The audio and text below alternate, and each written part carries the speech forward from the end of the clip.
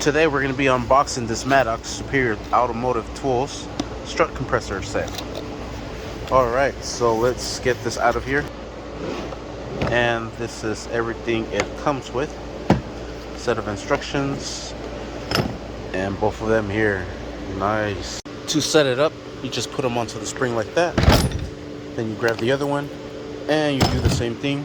Then these have little pins so you can lock it into place. Like that, so they don't come out. A little safety guard there. And then the same thing with this one. So you just bring this down. You're gonna need both hands for that. Alright, just like that. Line them up. You could use either a 3/4 or 19mm socket. I prefer using a impact gun. And do one side, then the other. And you can see it there compressing. Nice. And there it is, nice and compressed.